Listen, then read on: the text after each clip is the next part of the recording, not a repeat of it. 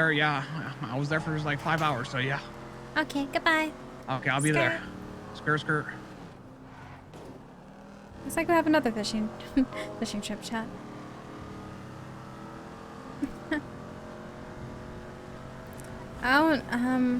It's already 2 p.m. for me though.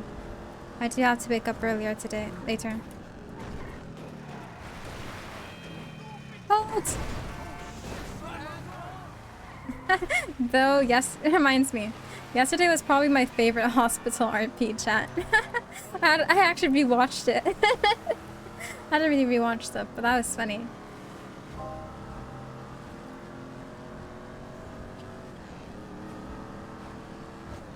I watched it from Bjorn's point of view because, like, he's kind of like me. It's where we act like we're unfazed in character, but we laugh out loud in like real life. It's so funny too.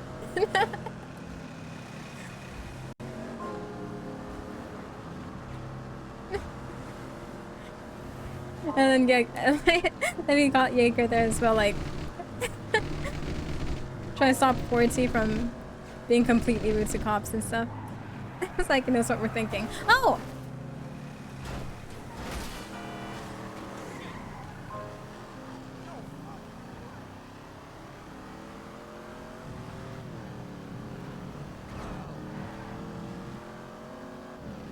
You crashed? Wait, we crashed? Sometimes I realize how bad my driving is, chat. Because I'm just like autopilot, you know?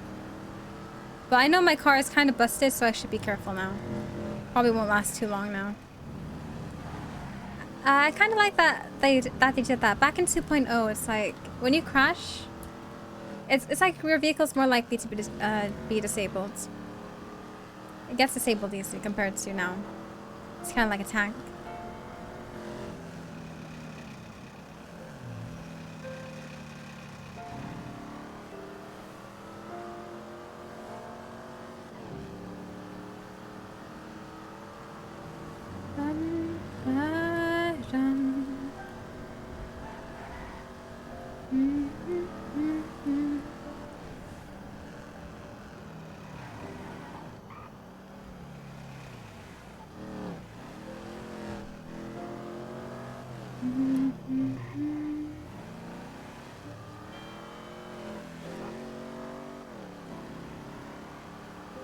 Jewelry store. Oh yeah, we robbed the jewelry store a couple times in 2.0 when we hung out with our friends who did it.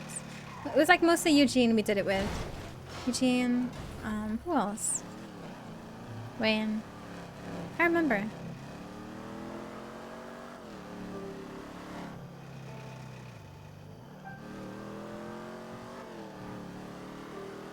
Yeah, now, the cars stall out now as well. Something cars didn't do in 2.0. It never stalls out like this.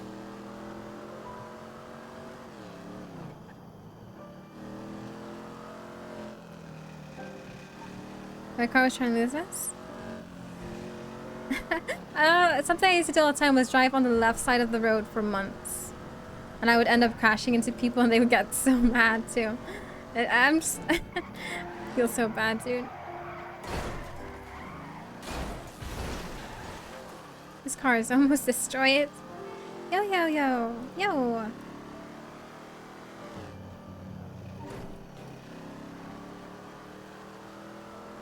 Oh, back in 2.0. Right now it's 3.0. Not able to rob it yet. I mean, you're not even allowed to rob... I mean, you can't really rob the, Sorry about that, sir. Didn't mean to. Well... I made it. Hell yeah. Oh, hey, are you a taxi? No, I'm going. No, her. And there. Oh, you're buying. Yeah, Okay. sorry about that. I take 40 taxi. Yeah, that's me. Hello. Thank you. Oh, don't thank me. It's just my job, sir. Okay, there's your payment glove box. Thank you. A fishing rod? Did you do you need one or no? I already got one. Okay. You already have one?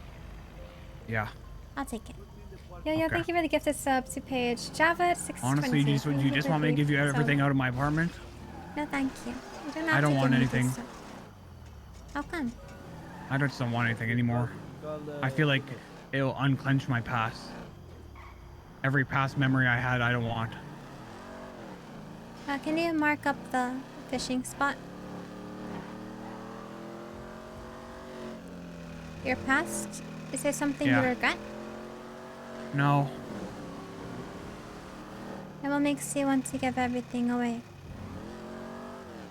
I just want to forget about everything.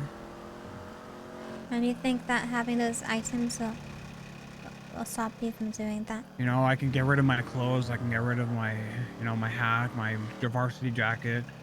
I can get rid of who I am. Oh, are you doing that so you won't have to care about anything anymore? Makes it easier for you. Yeah, I don't want friends anymore. I don't want to be a burden to anyone. What makes you say that? You know, just things. Sounds like you don't want to care yet. I don't want to care? No, I did. For a long time. 23 years of my life. I mean, you saying that you don't want to be a burden still shows that you do care. I always did, but nobody cares back. You think there's no one out there that will accept you? No, I don't think so. What if there was? I think I'm giving up. What if you were? No, what if there was? Oh, What if- I don't know. If there was, I know. I don't see any signs. The only thing I hear is sirens. And hey, Chad Brad, wake up. Get off the bed, off the nurse's bed.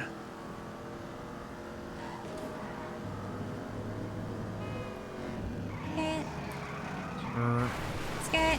Oh, I'm surprised it's still going. sorry, one sec. Let me think about something. Okay. This guy is Chad Brad, played by Rai Guy Senpai chat. He's been down bad for a long time now. Lots of things keep happening to him. Been robbed by the Vagos several times. Hey, Things I'm taken back. from him. I back. I was just thinking of stuff, but there's nothing to think about, honestly. What's the see. point, you know? Oh, are you lost? Yeah, I guess you could say that. You don't know what you want? Or is it that I did, but I think it's not the right thing anymore. because you can't get to it? Maybe you were just taking the wrong steps. I don't know. The last step I took, I fell off a building. Yeah, 10 that sounds like stories the high. wrong steps. Yeah. I mean, I tried to walk off the ladder, but I kind of jumped, so.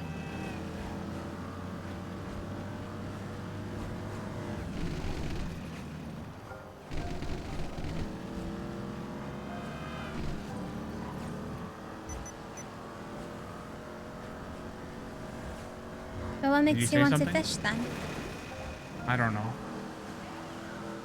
Take your mind off it? I don't know. I don't know. I might just release them back into the ocean. Reminds me, we actually have to sell our fish as well. I need to be able to get a new What car as makes well. you want to come with me? For the taxi. But your taxi service includes fishing? Oh, I like to fish. Oh, okay. It makes it faster with more people. That's all. Oh, okay. Fair enough. Yeah, sounds about right.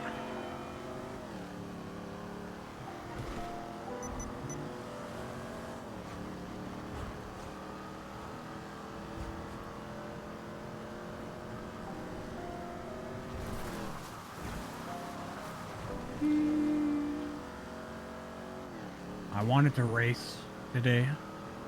What happened? I got away from the cops. I did a nice police chase. I got away, and then I was robbing a house with some people, and they took forever, and then I got put in jail with them, and they don't know how to handle themselves in those situations, so Oh. they snitched, kind of. Oof. And yeah, so it's I went to court and everything. I could have won. I beat them, but they're corrupt, so they technically I lost. Technically I lost, but I technically beat them. I punched bench guy in the head because he deserved it. Yeah, and then now I'm just, I don't know, I'm gone.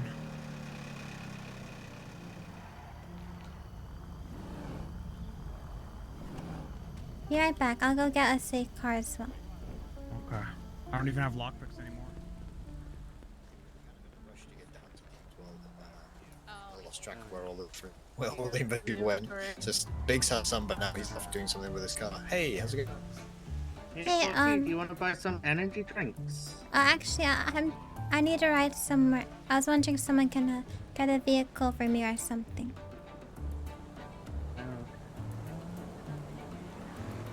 Where are you trying to go? I want to go fishing. Sorry, my Oh, music's fishing? pretty loud because Oh, I was okay, just okay. fishing by myself. My pad job. You don't have a lockpick, you know? Is that what you're saying? Yeah, pretty much. Goodbye. Oh, sorry, Bo. Oh! Whoa. I'm sorry, Bo. Oh, God, oh, God. Oh my god, Monty. Alright, I'll get you a car, Miss Bit, stop. I could give you. You could have my lockpick if Oh! you need it.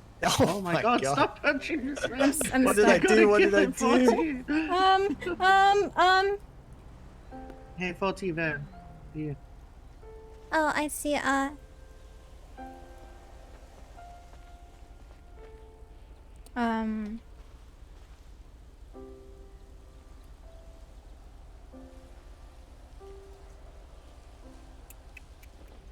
Actually, can you go get that guy for me? I think he's talking to, the guy fishing. He's by the fishing place. Oh, yeah, thanks. Okay, give it His to name's him. Chad Brad. Yeah, you can got a give whole it to him. bunch because we got Oh, I know Chad. Bertha's. Hello, how are you?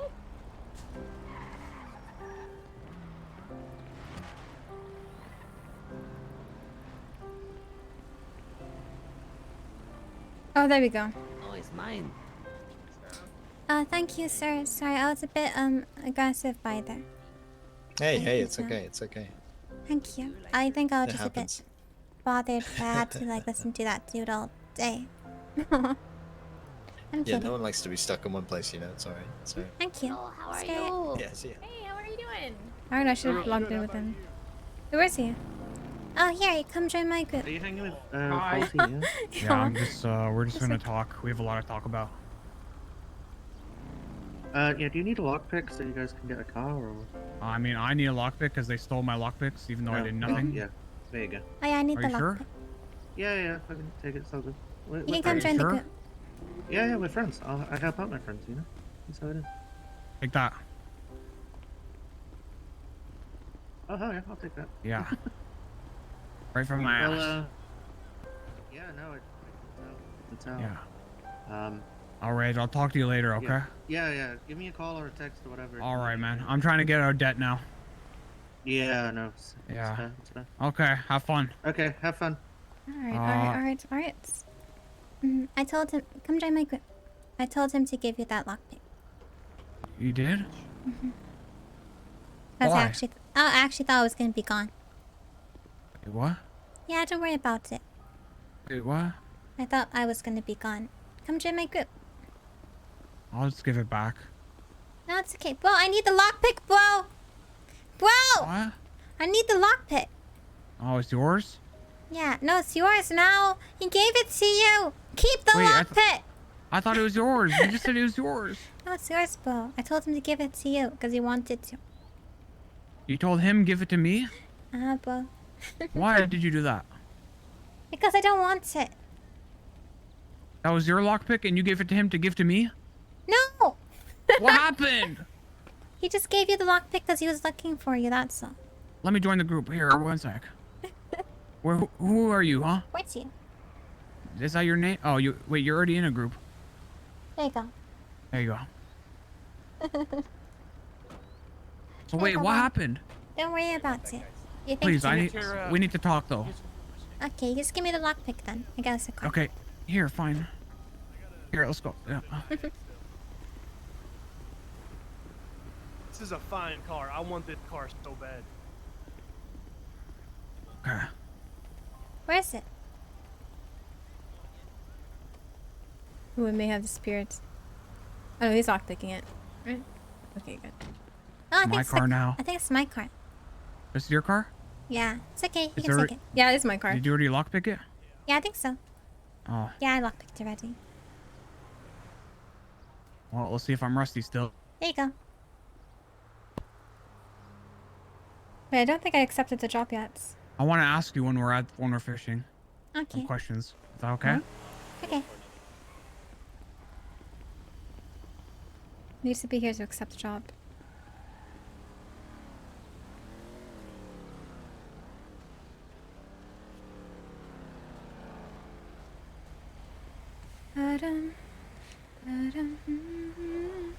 Hello again.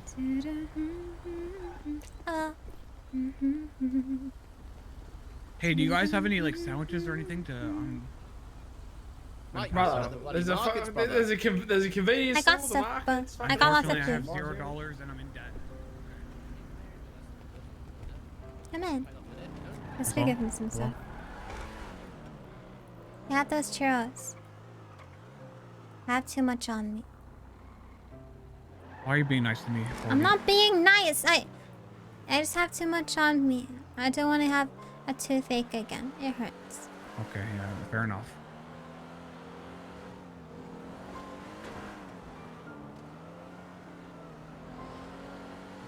So 40. Oh well. I don't know if I'm allowed to ask this.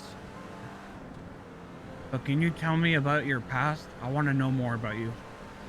I want to understand you. That's fine. You want to do it when we're not racing right now? Nice and quiet on the water? Oh, that's up to you. It doesn't matter to me. Well, yeah, well, I want to know. So I want you to, I want you to know, I want you to do it with your own, free will. I told you, it doesn't matter to me. It does matter. It shouldn't matter.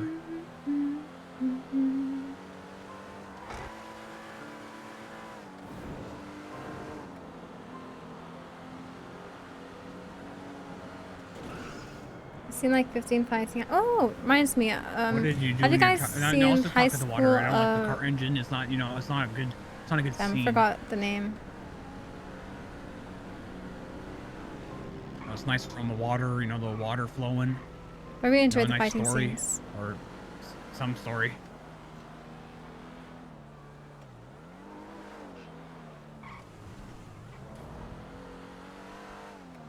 God of High School, that one. Yes, Tide Pod. Thank you. Every time, Thank every you. time I come to the city, I just always lose. I always lose money. I lose people when I try to make them. Maybe you're doing something wrong. I don't even, what do I do? I try to help everyone out. I don't even. Have you tried talking to them about it? Seeing why it's not working? Well, people treat you that way. Treat me what way? There's no way. That's the thing. No way. People rob you and stuff. Do you know the reason they do that? Because Vagos are losers. That's why they rob me. But they don't rob me. Yeah, because you're friends. We're not friends. You're friends.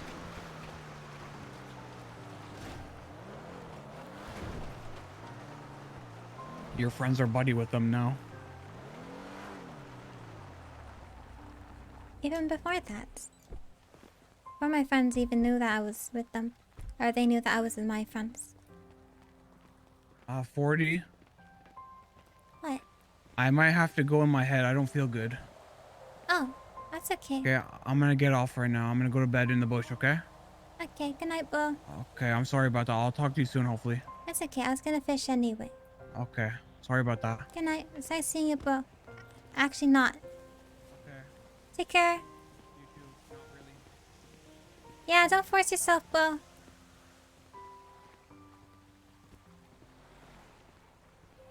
Aw.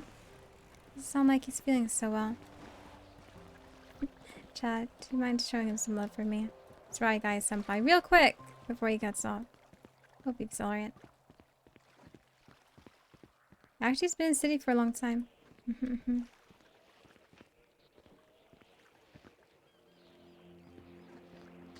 Oh. Oh.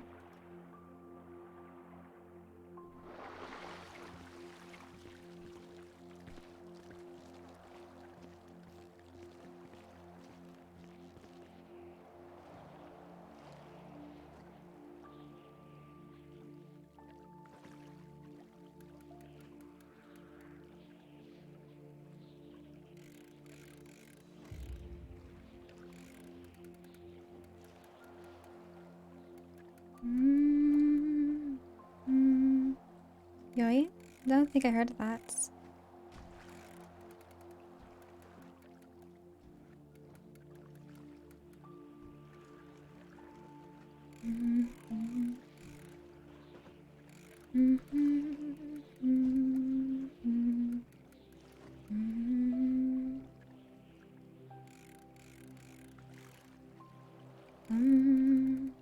Let's go read this one. I investigate disturbing cases. Here are my stories. Hammerheads. Creepypasta.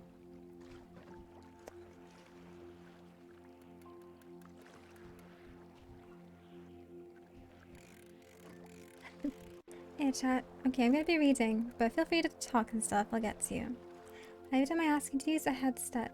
I use a mic as well. I use AT2020. Oh, right guy! Thank you for the raid, Bo. Can we get some love for right guy? Thank you, dude. Hope you're feeling better, dude. All the best. Just a sec for that.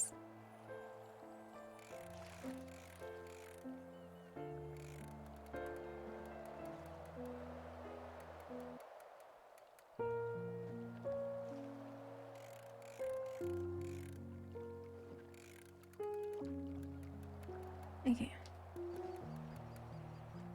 Usually I start these stories off with some kind of message about police work. But today all I have for you is this. Life is a bee. It was a rainy October evening, and I had recently moved into the department's homicide division after a long hiatus. I swear I read this before. Yeah, I already read this one. Let's check something else. Chips is HD. Thank you for the tier 1 sub, bro.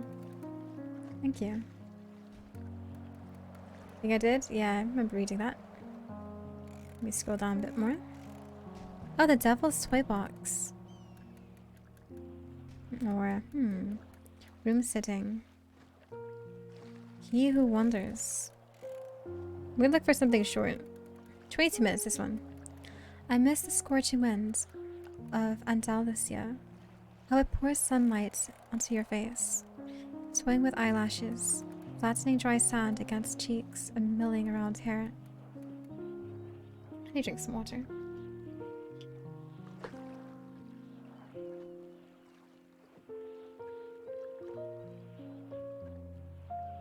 Oh, I've seen a Coco. I've seen it on Twitter, I think.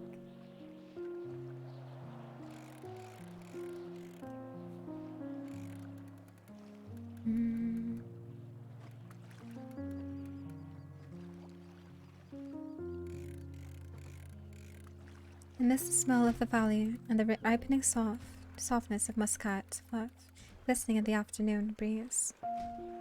From up here I can see the house where I grew up. I see white chapels tucked into grape orchards, like pawns scattered on a chessboard. I can see patches of asphalt on El Jardinito Road, hailing from the old town through dappled rocks. Then one waiting behind the horizon with erratic headlights of beat-up trucks cruising along. And I apologize if I mispronounce anything. You can let me know. to know. Oh, that's okay, right, guy? Thank you again, dude. Hope you're feeling better. And yeah, no worries, dude. I plan to fish anyway. Hope you're good. I enjoyed the RP, really. You try and challenge Forty's beliefs. That was nice. I'm reading creepypasta. It'll only take about 20 minutes. Chat is cute. Chat is so nice and chill. Thank you. We're hanging out, chat. Be peaceful, you know? I'm not sure, but fish should be really cheap. Maybe $15, $20. Or 5? Wait, where did I stop? Trail is barely noticeable at first. Wait. All covered in blotches of spindly grass, stalks, and flaxen sand. The trail is barely noticeable at first. Truth is, no one even cares to notice. Why would truckers taking up this lake care to check on a mucky trail leading to God knows where? But I do. This is how I got up here. To the top of this hill, where I'm standing now. Sorry, I felt randomly sick. Wait, what? Then my severe... Oh, no worries, dude. Take care of yourself first. I'm proud that you noticed that and chose to focus on yourself first.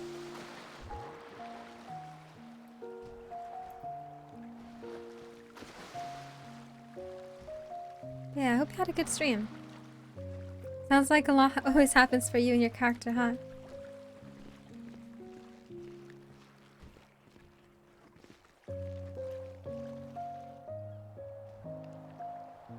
Yeah, don't mind us. Right now I'm just chilling, reading a story. Creepypasta. I keep falling, dude.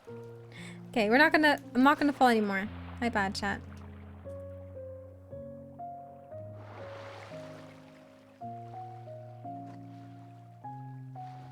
Believe? Thank you. Yeah, I can get some hugs in chat for Right Guy. We're here for you, dude. We really enjoyed that RP earlier. Thank you. Oh! Damn it! So close.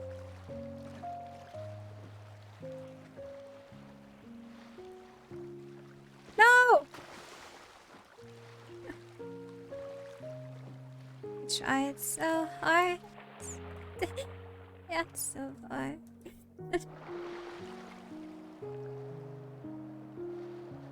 Yeah, 40. Just get up, 40. Just get up, 40. 40? 40? 40! Please. You know what?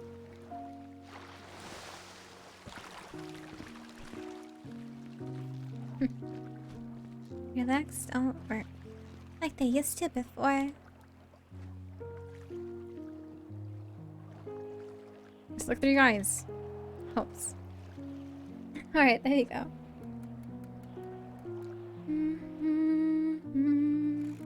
Okay, this is how I got up here, to the top of this hill, where I am standing now. I climbed all the way up here, so I can finally end it all. All these years of vagrancy and fugue? Exile and fear. This is where it's all going to come to an end. But for now, I am enjoying the view of the valley unfolding below.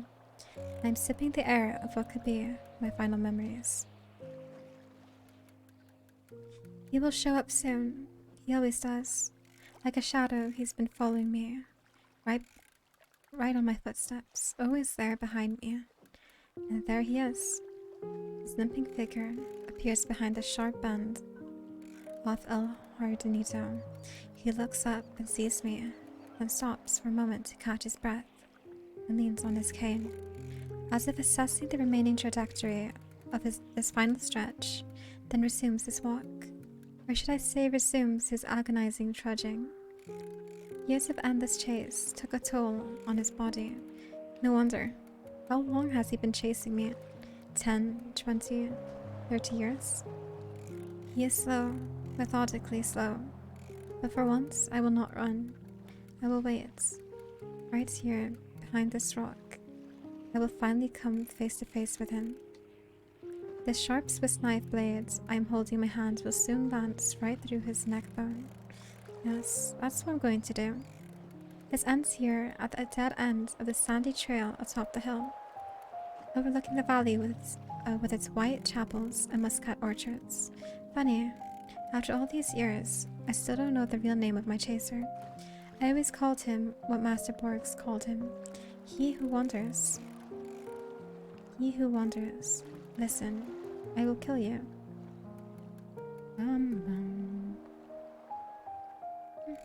Take care, Lucian. Thank you, dude.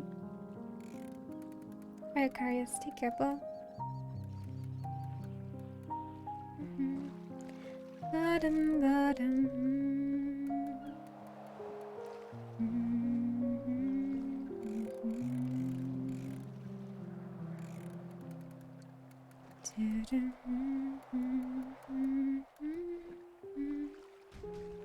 Okay, let me drink a bit more.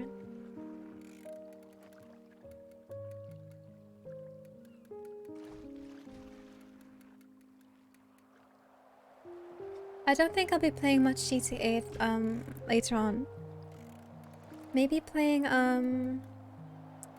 Dead by Daylight with some people, maybe. And maybe some Resident Evil as well.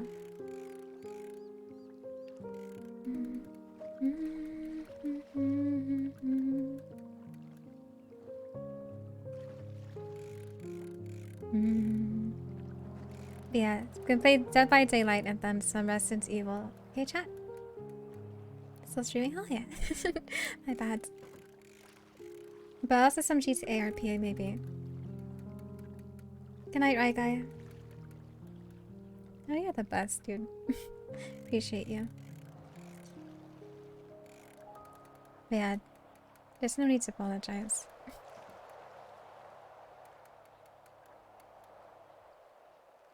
I'm actually kind of scared. I don't really play with other people, so I'm low-key freaking out.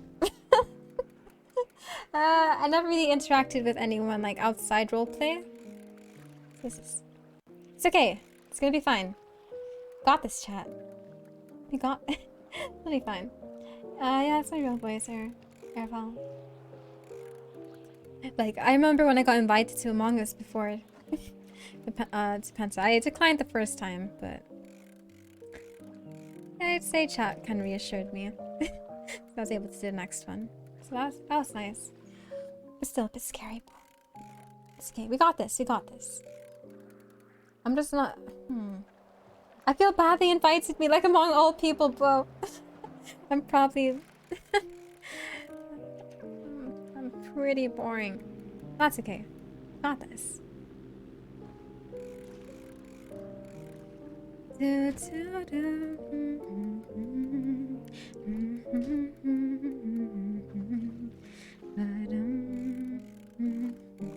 Yeah, if I got you, child, make it much easier. It's okay. We'll be fine. Okay.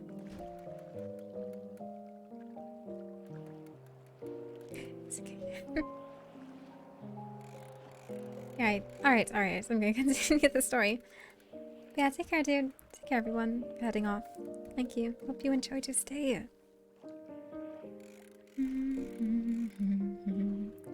Borgs. The Borgs. I idolized him. I idolized him when I was in college. Many did, but I was different. It was 1961. I was an average lazy learner at the Universidad Laboral de Cordoba, floating around from one semester to another with barely passable grades. I had very few friends and almost no interests. One can say that I had an early form of an identity crisis.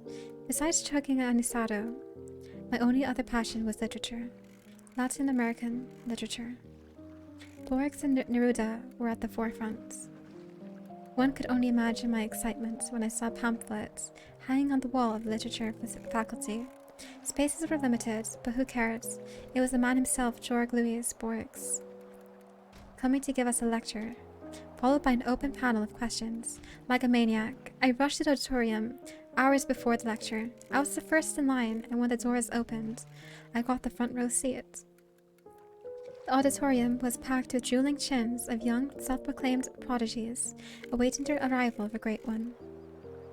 And there he was, the blind lord of literature, walking upright onto the stage with a cane and his loyal assistants right by his side. Standing ovation. He nodded and made "thank you, please be seated" gesture. Then he began. The lecture was dedicated to Spanish writers. I cannot distinctly recall if it was Cervantes or de Vega. It truly made no difference. Somehow, I managed to sit through his entire lecture, which lasted over 3 hours, and remember nothing. He talked slowly and methodically, pouring honey into our ears like Segovia's guitar, and his absent eyesight affixed on the ceiling. And then it happened, something that caught me completely off guard. Before closing the day, Borks was about to take questions from the audience. Of course I raised my hand, and so did about hundreds of other students. One of Borg's assistants whispered something into his ear, which made him smile. It is an honor for me to be in front of an audience of young people, but our time is not infinite, he said with blind eyes still pinned on the far corner of the hall. For that reason, I will randomly pick questions from 5 of you. I have never won any prizes or lotteries in my life, but when I played poker or blackjack, I lost far more than I won. I knew my limitations, and that turned me into an average apathetic person, rarely trying to outdo oneself, and so, sitting still with little ambition, I got used to that. Until that moment, when I saw Borks pointing his finger in my direction, that came as nothing short of a shock. Me? Yes, young man. Senor Borks picked you. Step forward and introduce yourself, said his assistant. Chat. Fernandez Augustin Navarro.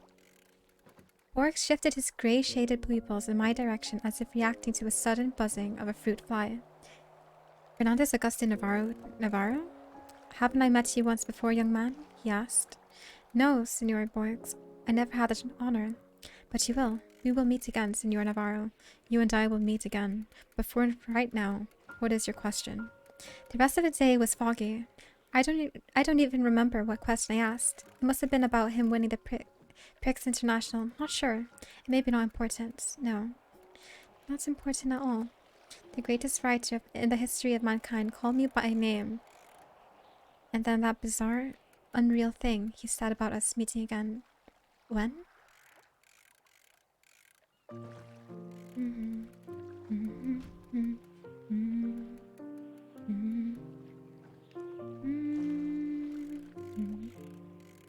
And there I was, a somewhat promising... 9 years later in 1970. And there I was, a somewhat promising journalist in one of London's somewhat scandalous tabloid newspapers. Every week my name was featured on the second page alongside with celebrity chronicles and vile rumors. My paycheck was decent enough for a small studio flat by Manchester Square. After years of having been pent up by direction of studies, you could say I became something more than an average, or at least that is what I believed.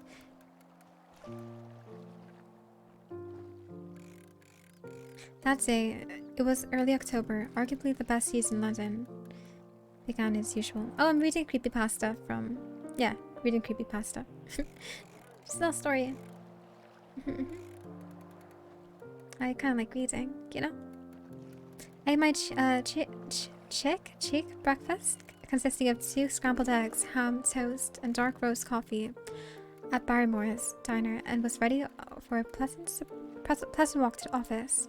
It was shortly after 8 a.m. and I was in no hurry. My route was the same as it was every day. Past the square, right turn on George Street, left turn on Thayer, and another right on Marylebone. My thoughts that morning were all preoccupied with the piece I was working on, so I was slowly making my way through the square when something caught my eye. Or rather someone. At first I did not pay much attention to him, no more than I did to anybody else who idled at the square that morning. Hippie rascals with soiled hair playing guitar in every corner was a common theme in those days. In London town, there was certainly no exception, so here was another one of those misunderstood love proclaimers. Sitting right behind the gated area of the square.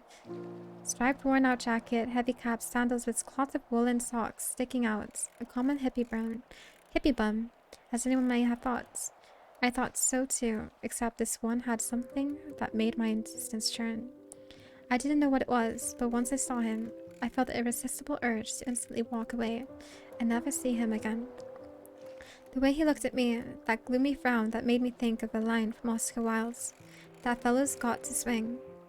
There certainly was something outer worldly about that fellow.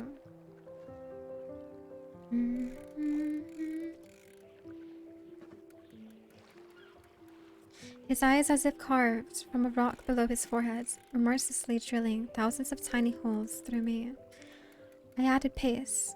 As I turned back one last time, I noticed him slowly walking towards me, past the gates of the square, onto the street, paying no attention to screeching tires or tires of honking cars, walking right towards me.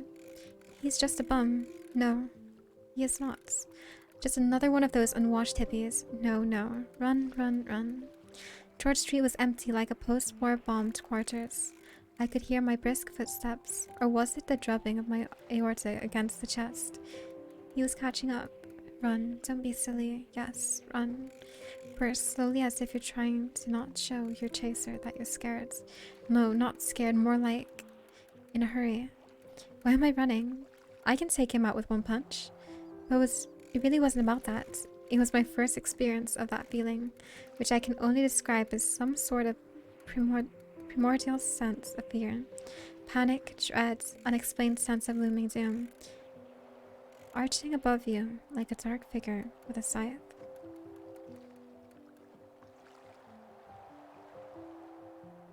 It looks like we're out of space.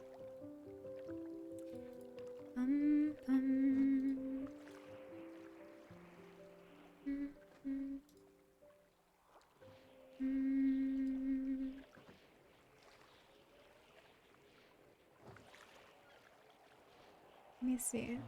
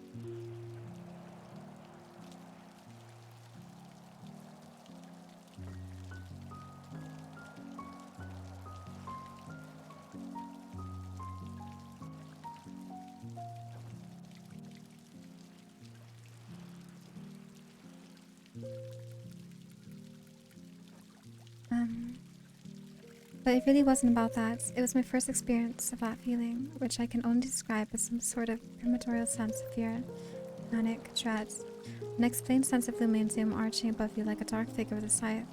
I ran faster than my feet could move. As I turned the corner on Thayer, I paused and looked back, fearing to see him right behind. Scrambled eggs, toast, and dark roast coffee were about to make their way back up through my esophagus, wiping the sweat off my palms onto my pants. I bent forward in a protected position and looked around. Empty windows of George Street were checking me out like a toddler witnessing a parent in a cowardly act. Whoever that man was that instanced me into this uncontrollable panic, he was gone now. Shame on you, Fernandez Augustin, I repeated to myself while making futile attempts to enthrall palpitation to subside. Shame on you, I mumbled.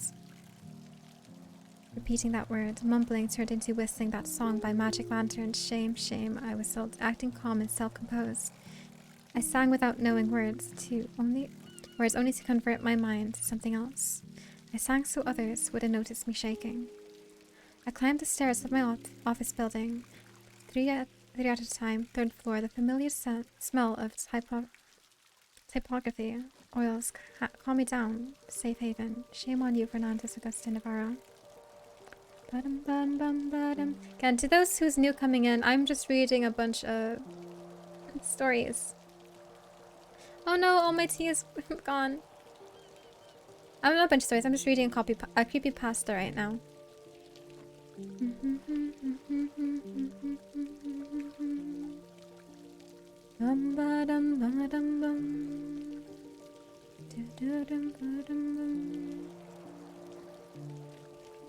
One tea is still good? Oh my bad. Even now I question myself whether my journey to madness began that day.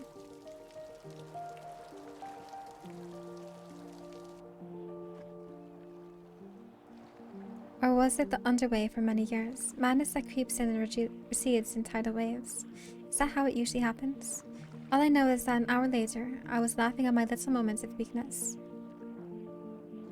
Preposterous and rubbish, my thick Andalusian twang spoke to me.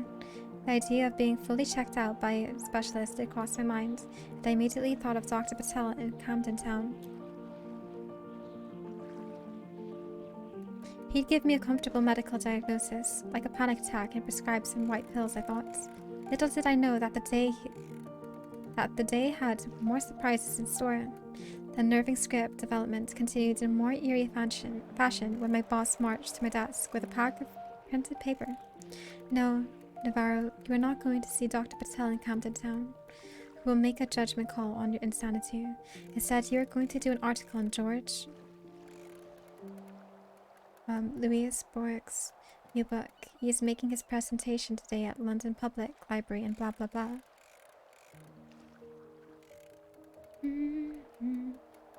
Oh, yeah, I didn't know about that command either.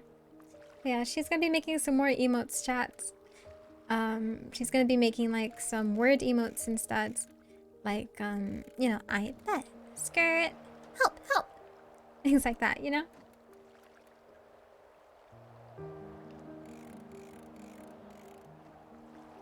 I forgot about the panic attack. The thrill of seeing Master Borks again 9 years later was surreal. Moments later, I was sitting in a cab on my way to the London Public Library, scribbling all possible questions I should be asking him. Ill-informed, the Brody, other books, forget it. I knew very well what I would ask. I paid the cab and galloped to the marble stairs leading to the hallway, where the master was about to hold his new book presentation. I elbowed myself through the crowd of journalists to occupy the coveted front row spot. Quick inventory check, wallet, chase sack, along with the omnipresent Swiss knife. Seconds ticked leisurely on my wristwatch for 4 more minutes. Forget this morning sickness. Forget Dr. Patel. Collect yourself. Fernandez Augustin.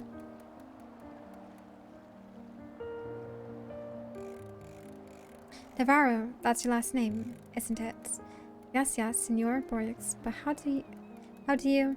9 years ago in Cordoba, I told you we would meet again. Do you remember? I nodded rapidly, completely forgetting he couldn't see me. Stupid. Perhaps, continued Borges, it would be more prudent for us to speak privately after conference. I invite you to have coffee with me. You like a Colombian coffee, Mr. Navarro? I shall see you precisely at 6 o'clock in the address that my assistant will provide. His blind eyes were still fixed at the top far corner of the hallway, far above all the congested, sharp, penciled critics and arduous followers of his divine writing. The attention was now all on me, as revealed by hundreds of the photo. Flashes that from behind, I thought of all the explaining that I would have to do tomorrow. How does Borgs know you? Are you friends? You were raised in Cordova? Were you his alleged son? Back then I did not know. Answers came later. Memory is a tricky animal. As I gaze over the valley and satiate my lungs with familiar smells, I cannot think of anything specific. Vague and lucid memories of my childhood home, and these orchards, these white chapels, and the old town itself. Nothing but an incomprehensible sensation somewhere down there below the chest cage. I close my eyes and let the sun twirl around with tinted specks of mosaic lights. I'm trying to focus without looking. Alas, nothing comes to mind. I've been robbed of my memory. You. I cast my eyes at the trail again. He is closing in. It's hard for him to not walk upwards, and yet I see that determination in his eyes, in his tight grip of that wobbly walking stick, in the way he periodically stops to catch his breath and eyeball the remaining distance. I am not going anywhere. 5, 10 more minutes. Come and take me, my old man. Take me, old man, if you can. I almost see his facial expression under the heavily pronounced frontal lobe. It's a grin. It's an expression that says, "We shall see." It is 2:52 p.m. for me right now.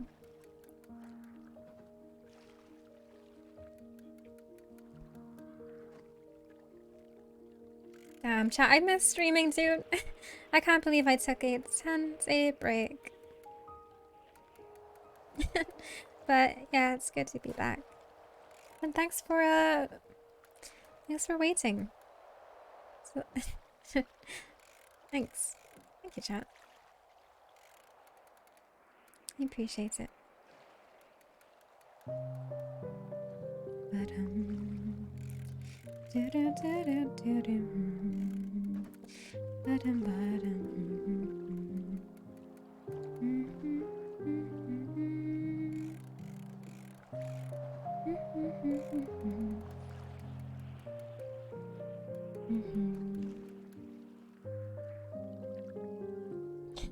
I didn't do much during my break at all. Actually, I think I wouldn't say it was actually, I wouldn't say most days wasn't a healthy break, but near the end it was a healthy break, so I'm good.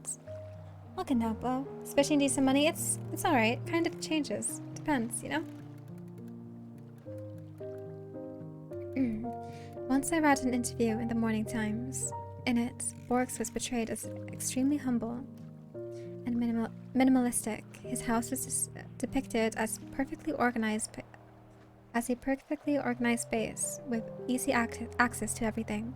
Books on the shelves, judging from the admiration of the columnist, there were lots of them. They were organized by theme and by title. Dictionaries and encyclopedias were grouped together on the same rack so we could find them easily. Another article dated 1966. I read that when Borgs travels, and those travels were quite extensive, he carries a whole rack of books, along some of which may not even be read. When I entered his hotel room, that very book rack was the first thing that caught my eye. I stood perplexed at the multitude of titles, most unknown to me, when I heard the door swing wide open, and there he was, entering through the doorway with a leisurely swinging cane. Ah, Senor Navarro, how kind of you to visit this old man. I took a step towards him and produced some gibberish like, "Pleasure's all but mine." He half smiled and pointed his hand to the chair. "I know you will quite enjoy the taste of Colombian dark roast." Borg sat down and leaned slightly backwards without releasing his cane. "Do you know the biggest advantage of being blind?" he asked and answered immediately. "Blind don't need lights, so my utility bills are way lower." He laughed at his own joke, only to be interrupted by his assistant carrying a tray of aromatic coffee, poured into 2 small porcelain cups. Amazing how the very idea of drinking coffee instantly changes your mood before you can even take your first sip. As I was ready to go on a pre-scripted monologue of expressing my gratitude and honor, Borgs jumps right into action. "I will get right to it, Senor Navarro. About you being here and about me remembering you. I know you have many questions. I will attempt to answer some, but not all. When you leave this hotel, there will still be some questions that you will have to find answers to on your own." He gently picked his cup of coffee and, with hands somewhat shaking, took an artistic sip. Yes, I had questions. So many that my brain membranes were buzzing in bewilderment and disbelief. Here I was, sitting in the room with one of the greatest writers, who happened to mysteriously know my name. And, "Have you by chance read the Book of Imaginary Beings?" asked Borgs. "I have. Many times. I read it in Spanish when it just came out. Very recently I bought the English translation in some shabby bookstore off Oxford Circus."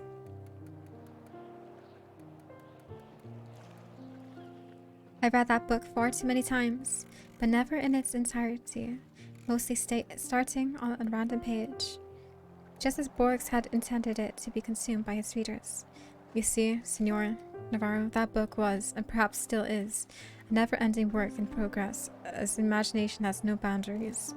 I have included what I had researched over 10 years ago, then recently expanded and republished with more figments of collective human imagination. But the book is merely a small subset. In a way, the book writes itself. In some form, it's a labyrinth, an endless one, a living one, where every corridor and every room is never the same. What I had always wanted is the book to reflect the labyrinth in our collective subconsciousness, the force that drives our minds to craft. For that reason, all the creatures in my book are strictly fictional, mythical. Am I not boring you? Not at all. I understand, Senor Borges. He nodded and wiped a coffee grind off his nose. That book, as its title implies, is all about imaginary beings, tales, legends, folklore. But one thing that no one knows is that I originally intended this book to include one more being. A being that goes by its Latin name, Quietus Est. It appeared and disappeared across many cultures, sometimes centuries apart. Very little is known of it, but what I found is indeed astonishing. First, this being is physically no different than an ordinary human. You may say it is human in many ways. As I studied its entity, I became more and more agitated. I could not stop, like a madman. I was trying to learn more and more, but very soon this excitement turned into another feeling. Fear. Fear of what, Senor Borges? Borges' eyesight shifted from the corner of the room straight on me as if he could perfectly see me. Fear of what I had uncovered. That Quietus Est is not myth at all. He attempted to take another sip, but his hand started shaking, so he had to put the cup down, spilling some of it on the saucer and around the table. Pardon me, young man. I am trying to maintain composure, but you have not tried the coffee, he said, wiping his mouth and forehead with a knitted handkerchief. I raised a small cup and took a sip, disregarding the aromatic fumes of Colombian beans drifting down my internal cortex. Pardon me, sir, but you're saying that imaginary being called Quietus Est was not imaginary? Is that why you decided not to include him in the book Imaginary Beings? Only in part. Fear came from the realization of what it would mean for mankind to know about its existence. You see, it's no secret that we are all well of our eventual demise. We all die. Imagine what would happen if we all stared right into the face of death every single day of our lives and knew the time that was left for us in this world. Death not as a vague concept portrayed by middle-aged artists.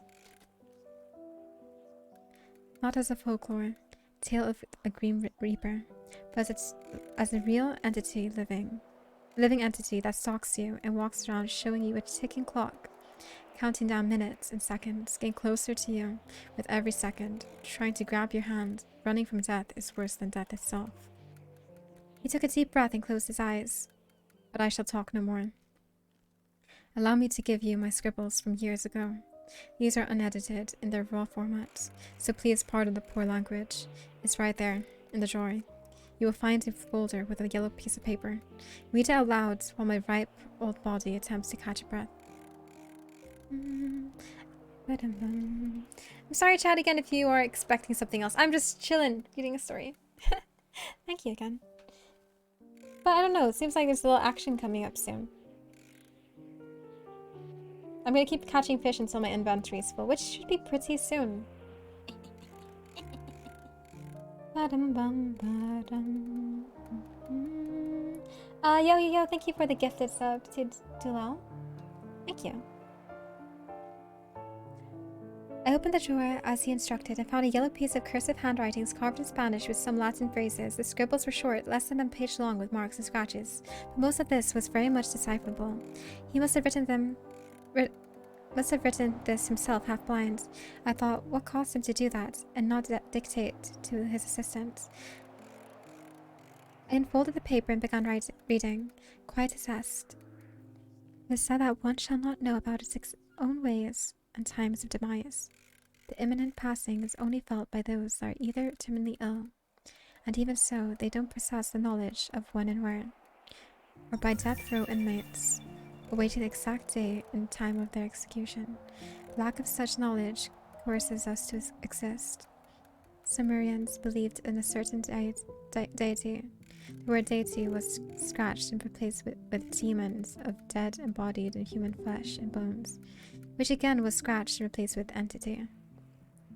The sole role was to stalk its victims, inform them of how much they have left to live, per the ancient Book of Dead, which was discovered as a set of clay tablets, typically buried in corpses. Only those that are luminous can see this deity.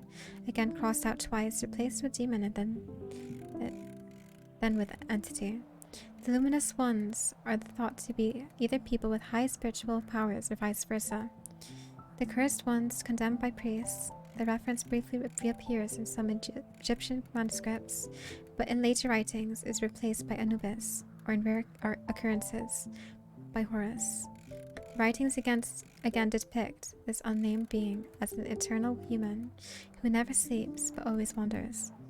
What's strange is that neither Sumerians nor Egyptians ever gave the entity a discrete name. However, the latter rare findings during Dark Ages referred to him as Quietus Est. The only depiction of Quietus Est was that of an ordinary human standing next to the sun clock, which was used to measure the time that was chosen one had left to live. From time to time, Quietus Est stalks the chosen one, and when cornered moves hands of the clock forward, shorten the lifetime. If the chosen one cannot escape, then his time eventually runs out. The very last reference was found in... Enough, Mr. Navarro, you understand the idea. Now on to the main question. Why are you here? He drew closer and pulled and a dull shadow from a lamp cut right through his elongated forehead. Quietus Est is an eternal wanderer who is always with us, the timekeeper who sits at the edge of the stage with a ticking watch on his wrist. The greatest gift given to mankind is its inability to see him. When I lost sight, I thought blindness was a blessing in disguise, but one does not require eyes to see the wanderer. What eyes cannot see, ears cannot hear, and skin can feel. Thing is, I think I it's a hear jade, him. so it's only worth I like feel 500 him. or something, right? And you are here, Mr. Navarro, because you and I are luminous ones. Borgs paused and asked me with a trembling voice, Mr. Navarro, you saw him too, didn't you? Cold shivers that have been accumulating in my lower back rushed up to my spinal cord in millions of explosions. Nausea formed a massive ball of air in my throat, and for a moment I struggled to breathe, desperately trying to seize the thumping inside. I pushed words out. I saw him today. Jade Disc, thank you for the tier 1 sub. Say thank you.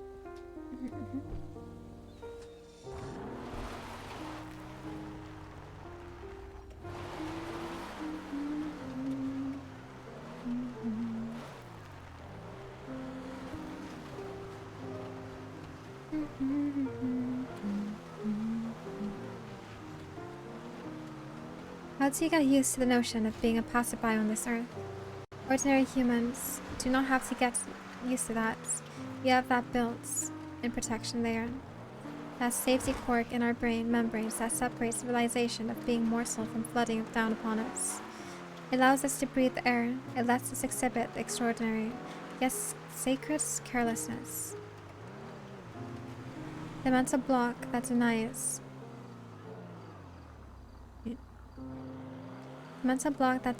the laws of life on a primitive emotional level, even for the keenest scholars, the indecipherable tetragrammaton is shown to us in every step we take, in every cup of Colombian coffee we sip, in every word of wisdom that we collect from books, every second we bypass the sinister tick-tock and hear the name of God being whispered into our ears, and yet we humans turn around and whistle, shame, shame, deceiving our own self-cognizance, and that, as Senor Borgs calls it, the true blessing. Those who possess the name of the divine being are doomed. Knowledge is madness. Knowledge is inexistence. Knowledge of death is worse than the death. We sat in his hotel room until early morning. The two luminous and doomed souls. Our casual exchange of words was amplified by the ticking of the clock. It was dawn when I noticed Borgs nodding in his sleep. His left hand was still resting on the cane, and his pupils were sheltering behind his shut eyelids. Borgs was dreaming, so must have I. As I was exiting the foyer of the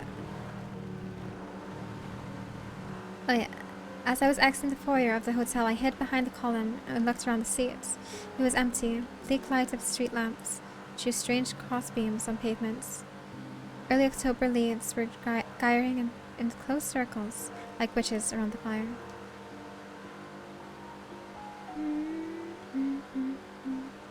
I was looking around, hoping to not see him.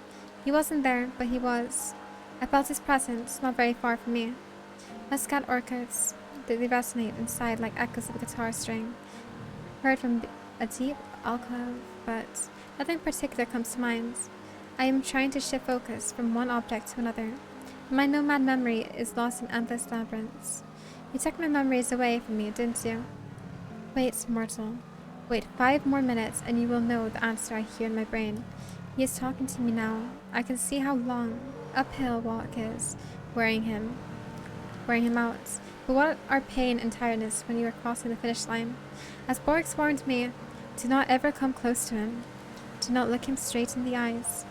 He will always be near. His watch will be ticking. If he attempts to catch on, run, but he will forever follow. In a way, he will be like a shadow of you. And I ran, and he wandered. I evaded, he followed. He came too close to me in my hotel room on the second day after my long night in Borg's quarters. The fool in me still thought that escaping from him would be as easy as moving into a new flat or checking into a hotel, so I did just that. It was some shabby hotel minutes away from my work, where I decided to spend a few nights just to think things through. That evening, I remember every minute of it. It was my first face-to-face encounter with him. My room, B6, was on basement level. As I stumbled through the dark hotel corridor, trying to find the key to my room, I felt his presence. But my ignorant foolishness dismissed all mental warnings and turned the keys. As the door hinge squeaked, I took my first step into the hotel room. A street-level window was causing 2 thick yellow streaks of light on the floor carpet. I smelled dust and spiderwebs. He was in my room, sitting on the edge of my bed with a rope in his hand. A thin white blanket was covering his head like a shroud around a statue. I stood in a stupor like a paralyzed insect. An avalanche of sweat gushed from every pore of my body, with hand twisted behind my back. I was feverishly trying to twist the doorknob. He got up from the bed with a groan. He took a step towards me.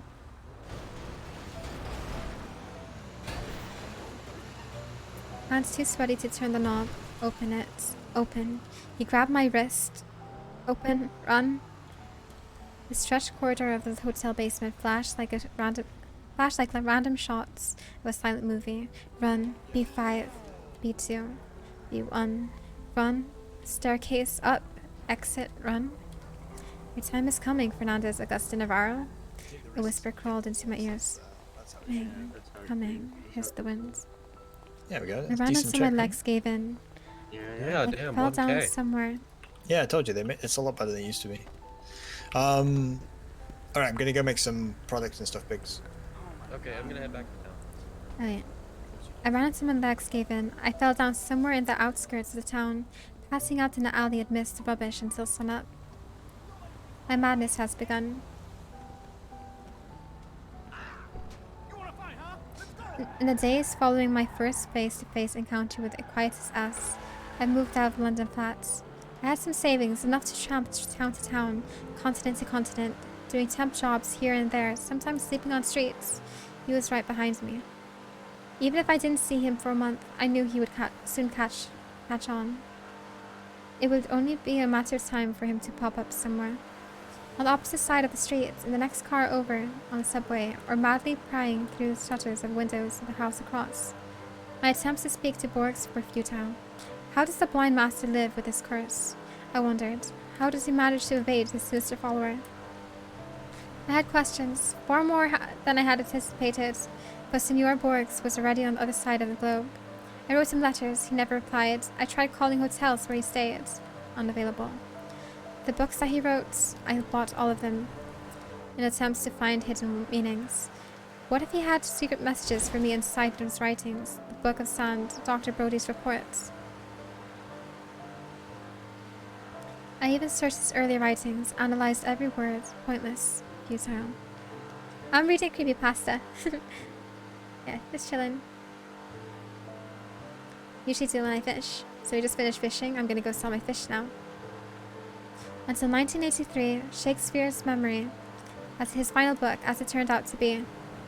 I was somewhere in Eastern Europe when I bought the book. Immediately, I began my scrupulous study, letter by letter, page by page, analyzing every space and every punctuation sign. And that's when I found it, the answer. The answer was the story itself. A story that did not require much study or decryption. All I had to do was read it. I knew I had to come face to face with Quietus S, like Borgs did, but not before having to go through the life of an exile. That's what Borgs had intended me to do. Such was his final and only message to me, embodied with his last story, a story written for the public, but not intended for my eyes only. The story was that the protagonist receives memories of Shakespeare, memories that overwhelm him, overpowering his own. He forgets modern-day cars and engines, instead remembering faces and names from some distant past, memories he has never known, memories that belong to another man. In a way, he will be like a shadow of you, Borgs told me that night. Slowly but surely, my shadow was becoming me. That's why I can only vaguely remember you. My childhood home, him or me, no more running. It ends here. A few more minutes, I say to myself as I look at the watch. There he is. He is out of breath, beaten, tired, and bent by the weight of his own arid body. One last punch, old man, and we will meet. I'm hiding behind the rock. His footsteps are gravel and sand. I can tell from any other footsteps in the world, his breathing, wheezing, crackling. I am counting to 5. He knows where I am, but he is too tired to take that last step. Let me take that step for you. I am staring at his face, wrinkled like leaves on an ancient scroll. Time is up, quietus est, I'm telling him. He is not fighting back, and my Swiss blade finds a comfy spot below his Adam's apple. I am going to finish him now. Popping sounds are coming out from his flabby throat. What are you trying to tell me, old man? Let me hear your last words. I am easing the pressure to let him talk, but the sounds that come out are not words, but laughter. You are confused, he says. You've got it all wrong. Let me help you understand. I am letting him sit up. He is coughing blood. One wrong move and he's dead. He wipes the blood from his lips and nods in understanding. All my life I have followed you. He begins slowly. It's a miracle I have come this far and lived this long. Ever since I left Cordoba, I was a ticking time bomb. I was diagnosed as suicidal. Doctor after doctor, therapy specialist, prescriptions, yoga, I have tried them all. Some helped for a while, and the disease subsided, but then trolled back with a new, stronger wave. It's this disease that nests here, and he points to his head, forcing me to look for a way to end my own life. It all began in London. I'm actually confused. Wait, what's happening? Is this like the Quietus S that's speaking right now? It's creepypasta.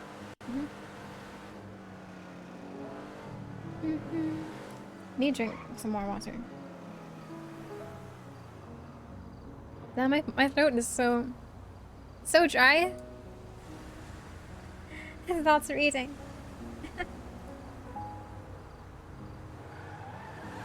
Speak other languages? Kind of. I can speak Filipino, but I don't really. I know the basics of Japanese and Mandarin. So I love those languages. And yeah, I grew up a bit with Mandarin since I used to live in Macau. And they taught that in the Philippines too. Oh, how far in? We are like really close to finishing it. Lucas. It all began in London on that morning when I was sitting on the bench in the middle of that square, feeling the disease gnawing at my brain. My first attempt in that hotel, room B6. I sat on the bed in that dark room for hours, with a rope in my hand and a blanket over my head. Death opened the door and stood above me in the darkness of my room. Oh, how I wanted the pain to end, but it was not meant to be. Not then, not there. I had to live on. Ever since that day, it was a cat and mouse game between us. I chased death, and death would always slip away until now. He pauses, rubbing his flabby neck, then points his finger down the valley and continues. I was born in that house. I remember every moment of my childhood. My parents, my toys, my school. I remember playing hide and seek with my cousins in Muscat Gardens and dozing off to the Sunday clerking in that white chapel. I remember Eastern rugs being washed on the street and smell of grapes. My name is Fernandez August Navarro, and you? You have no true name. But they call you Quietus Est, the one who wanders. Filaments of scorching infernos have been ignited all over me. A fire sets off inside my eyelids, spreading all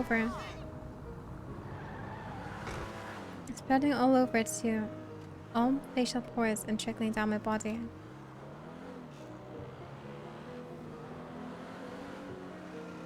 Lies, imbecile, lies, I roar.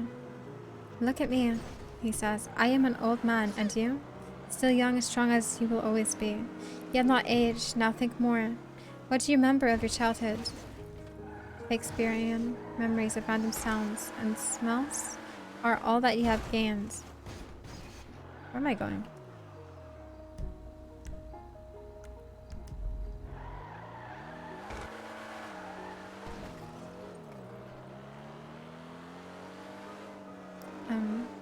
Gained from me. Master Borks knew who you were. He cracked you.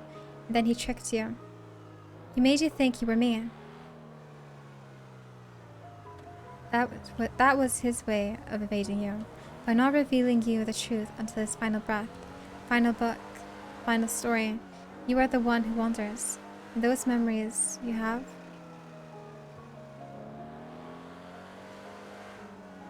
Those are my memories, and now that I have told you who you really are, you must finally finish me.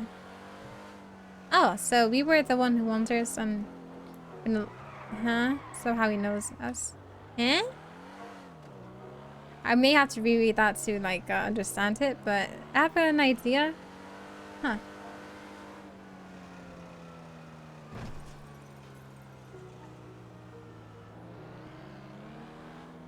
I have heard enough of his fibs. I am throwing my knife away. I think I'll just walk.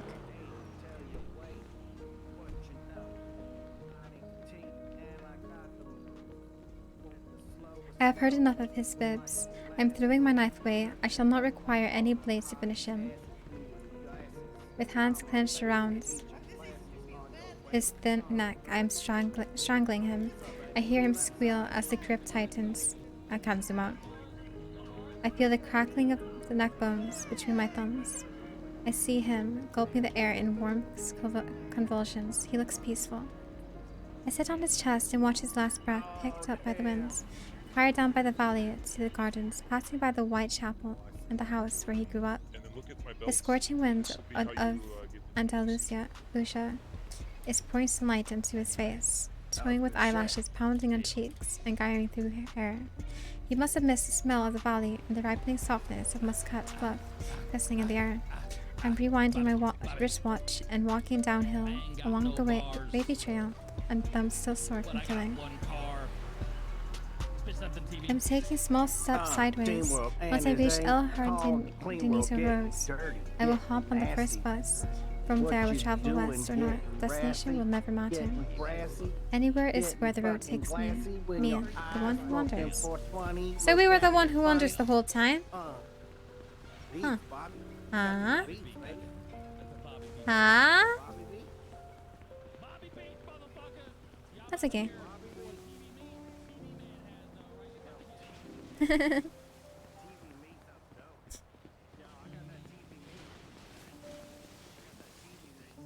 What did you like me to think that though, bro brown?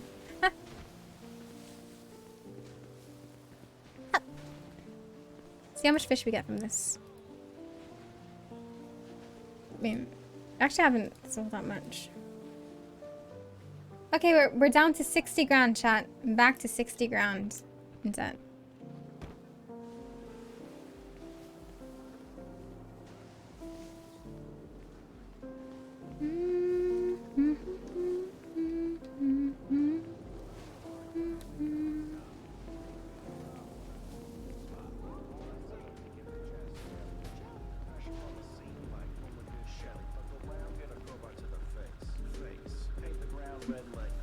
See what's up here.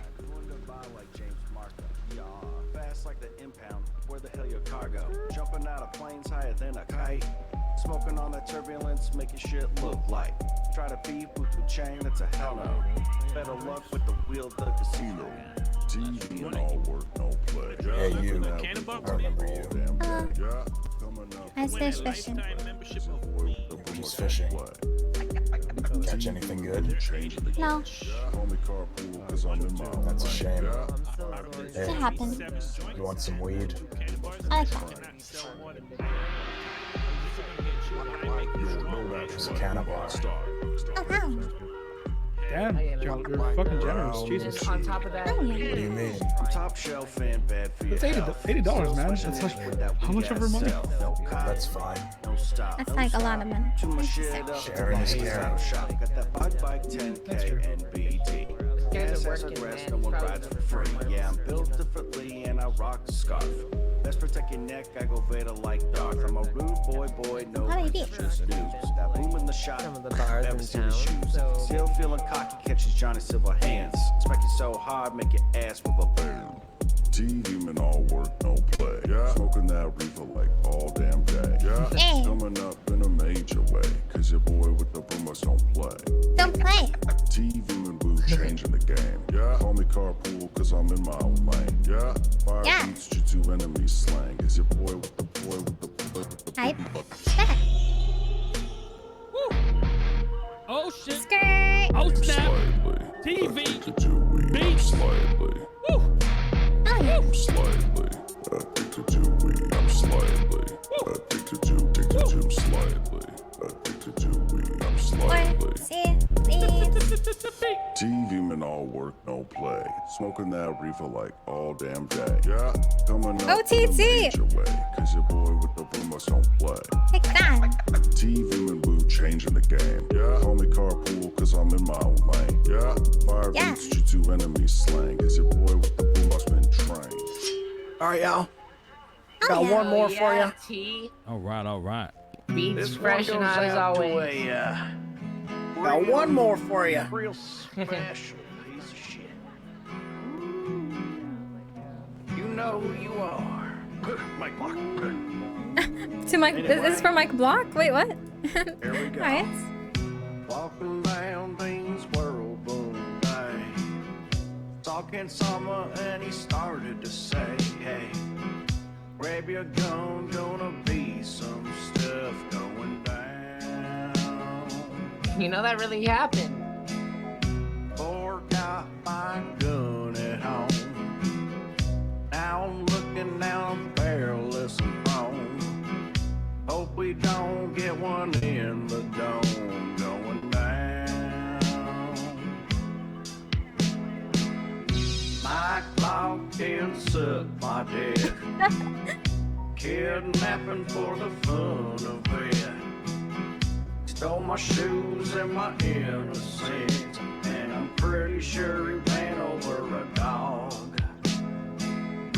My clock can suck my dick. Pork and Sama got the worst of it. Full body cast from eating shit, and I'm pretty sure he landed on a log. Yeah. Hope you burn in hell for this one, buddy. Hope they burn you real good. Looks great. Tied us up and threw us in the boot. Dark as hell and I let out a toot. Explosions as we started to scoot. Shit's going down. Hello? Hello, Bo. It's What's up? Not much. Just listening to the music. You? Hi. Yeah, who is singing? I know that's like Bobby Beats with him. Who's he? Do you know who's singing? I do not. Do you know who's singing? Yeah. Say that again. Do you know who's singing? Yeah, that's TV Man. TV Man. Gotcha. TV Man. Yeah, he works at Burger King. Oh, hi. TV Man.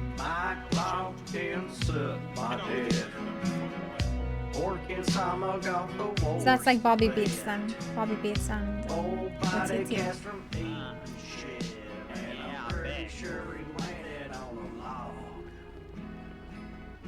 Ba-dum, ba-dum, ba-dum. Oh yeah, chat. Thanks for hanging out. Today is May 21st. It's Upper's birthday. Can we get some Feels birthday man chat, Rapper? One of our mods. Long time viewer. Thank you. Appreciate all your hard work. Help me. Yeah, all the mods help made this community really sweet and chill. Made chat a comfy place for everyone else. Hell yeah.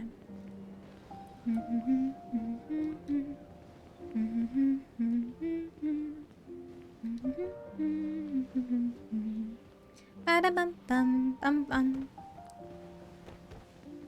Yeah, happy birthday to everyone else. And if your birthday is coming up, happy birthday to you too. Hope you guys have a lovely day, bro.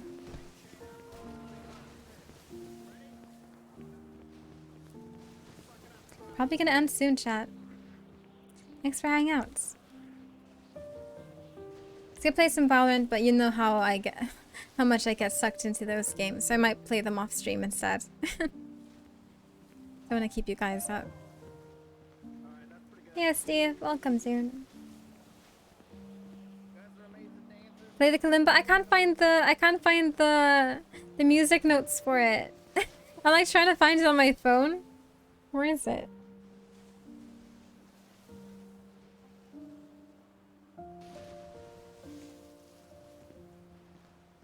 I need to do that.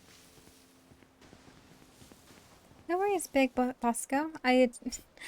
Chat, if you ever want to know who's playing who and what game, or like what the characters' names are, just let me know. They deserve the recognition. It's good to know who everyone else is, you know?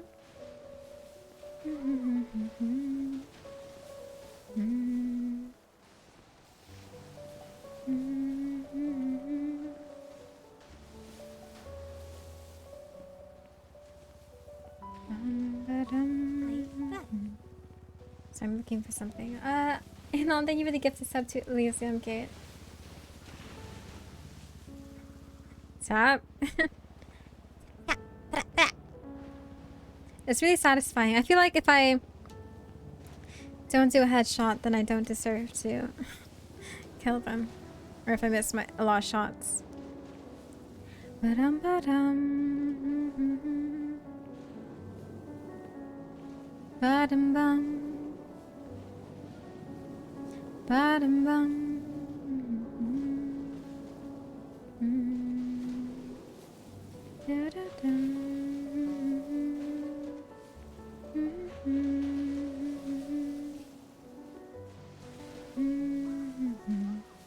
Can't find it. Maybe later. But yeah, tomorrow chat, I'll be playing some Dead by Daylight. Never played that before. Maybe. And maybe we'll play some Resident Evil 2 if I get that, if I'm able to get that downloaded. And if not today, maybe tomorrow.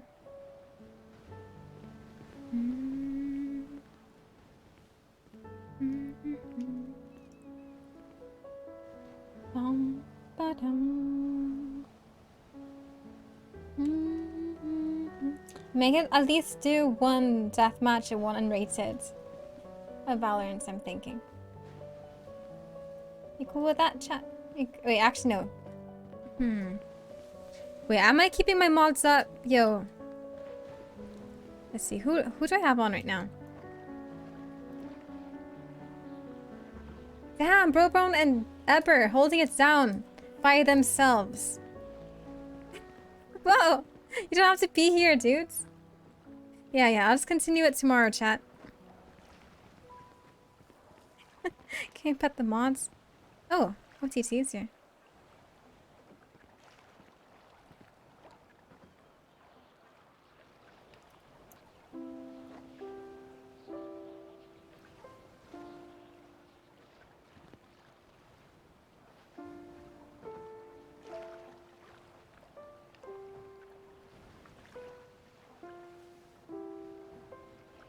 It's not perfect.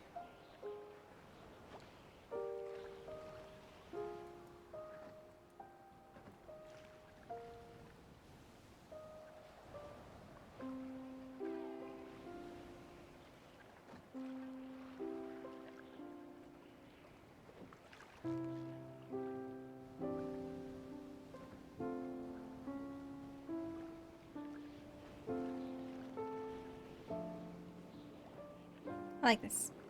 Should be closer, but it's fine. That's OTT played by Lag TV. Maximus Black.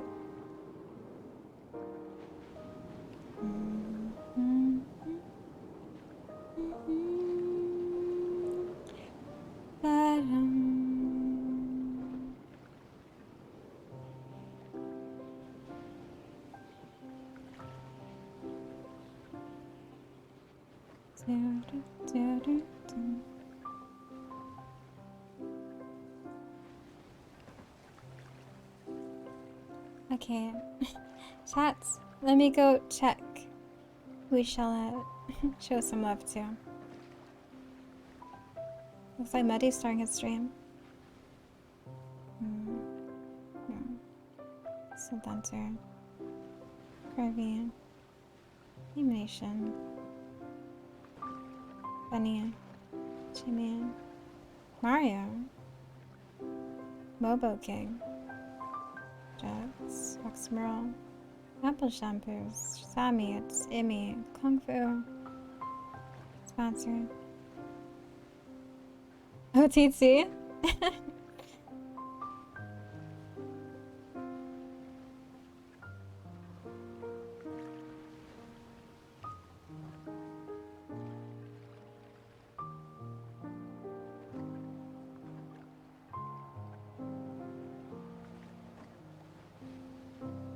Yeah, I already rated Synth Hunter the other day.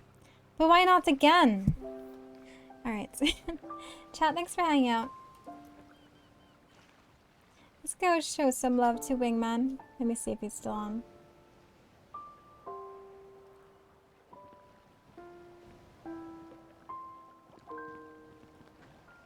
Take care, everyone. Thanks for hanging out today's stream. Appreciate you all. Appreciate it. Thank you. Really means a lot to have you guys here.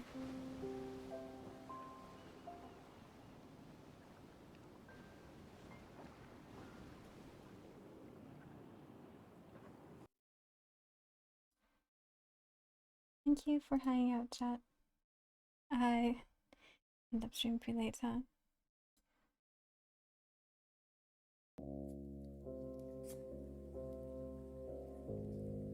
Thank you.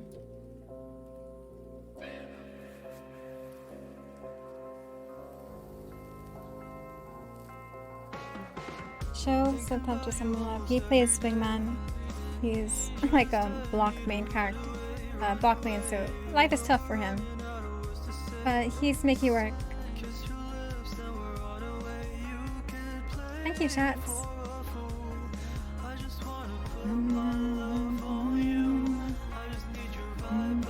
I'll see you later, yeah?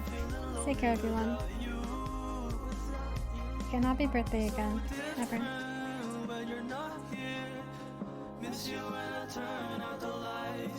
No, thank you for being here. Thank you.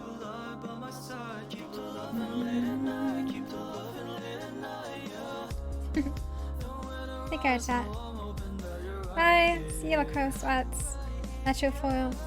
Rosia. Carius, Open House, Shine, Crisis, DJ, Ahmed, JP, good personality. Yo, I used to do that all the time. Say bye to every single person, but now that that'll be too insane to do.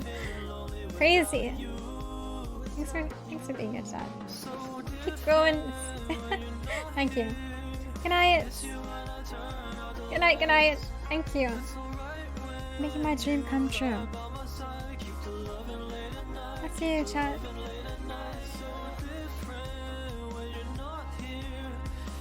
Peace. Take care all. Bye.